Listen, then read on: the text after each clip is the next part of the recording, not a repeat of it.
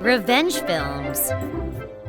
Back when my son was still a baby, my mother came with me to take the train to go shopping. We got to the station and had to go up a couple of floors to the train platform, and I was pushing my baby in a stroller, so we decided to use the elevator. There was a couple on the elevator, but there was enough room, so we tried to get in when the boyfriend started smashing on the close button. The stroller got caught in between the door, and when I got surprised and pulled him out, he started hitting the button again and was grinning as the elevator door shut. My mother was furious and started running up the stairs to chase the delinquents down, so I hurried after her and headed to the platform. I found my mother arguing with the couple, and when I got close, they seemed like they were expecting us. They laughed as they started making fun of our clothes. And you know what else? Your son is a retard! You should all go to hell! I thought about punching him or something when a man in a wheelchair being pushed by his girlfriend approached us. They were waiting for a train as well and heard the commotion. You guys should use the escalator. Didn't you see the note in the elevator saying that the elevators are prioritized for strollers? The delinquent couple didn't seem convinced. Why don't you use the escalator? Oh yeah, you can't even walk, can you? You're such a trash to society. The man in the wheelchair was shaking with anger. When a station staff came with a slope board for the wheelchair, my mother explained to the staff what happened, and the staff tried to warn them, but they just argued back and make fun of the station staff instead. Shut up! Working at a train station is for losers! Get out of here! The station staff didn't try to argue back and played it cool though. I was watching this all go down from the outside, but my anger was reaching its boiling point. Just as I was getting prepared to punch the guy in his face, I looked down and noticed that the delinquent had a backpack with the name of a college on it in his hand. I looked up the name to see if I could find out something about these delinquents, and I was shocked to find out that it was a university that specialized in social welfare. It made me furious to think about what this university was teaching its students when my son started to throw a fit. I knew that they would start bad-mouthing me if my son started to cry. So I pushed my son to the end of the platform to calm him down. As I passed by the girlfriend, she provoked me. "You ran away, bitch." But I didn't let it bother me. I could just imagine all the terrible things they would say if my son started wailing here, so I would rather be the one taking the heat. I hadn't forgiven them for all the terribly mean things that they said to us and the nice young man and his girlfriend who came to help. So in my fury, I called up the university. An office worker answered the phone, so I explained what was happening. She seemed skeptical that a student from their school would do such a thing. "Are you sure it's one of our students?" This just made me madder, so I moved the stroller to a safe area and ran over and grabbed the delinquent's girl's bag and ran back to my stroller. "Hey! Give that back, bitch!" The girl tried to chase me, but the station staff stopped her for me. While she was being held back, I quickly went into her backpack and got her name from one of her school books and gave the office worker her student ID number. Her boyfriend is here too. I'm pretty sure he goes to your school too. "Okay, please hold."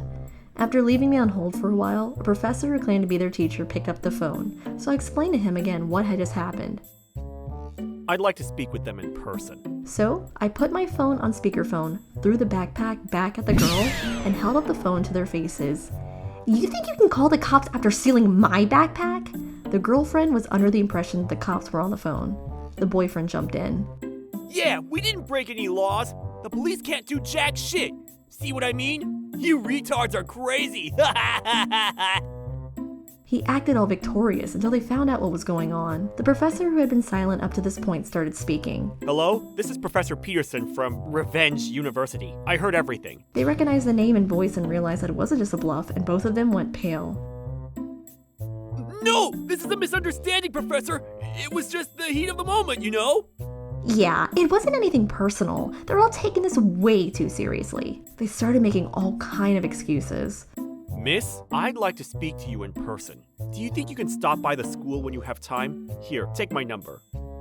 After he hung up the phone, the delinquents continued to badmouth us. "You old hag! How dare you steal my bag and tell on us to our school?" You all are pieces of shit! Take your retarded shit somewhere else! They were furious that I'd called their school, and I just watched as they continued to escalate on their horrible remarks. The guy in the wheelchair's girlfriend was quiet up until then, but finally opened her mouth. "I've got this entire conversation recorded, alright?" After hearing this, the two went pale again and ran away. Well, everyone there knew that it was way too late to run. We had their names and their school, so we let them go for now. After they had disappeared, we all exchanged numbers and apologized to the station staff and thanked him for his help and decided to call it a day. Oh, there's no need to apologize. I'm so sorry that all of you had to go through all of that. Honestly, it was thanks to him that I was able to identify the couple, and I was very grateful that he was on our side. A few days later, we had a meeting at the college with all parties involved. The parents of the delinquent couple, professors, and other board members of the university. The girl who had recorded the conversation brought a copy of the evidence, and we all listened to it together, and everyone was questioned. After that, the board members left the room to discuss it among themselves for a moment, while the professors scolded the students. The couple and even their parents started making all kinds of excuses, but the professor completely shut them down. The couple must have not expected things to get so out of hand because they seemed so panicked.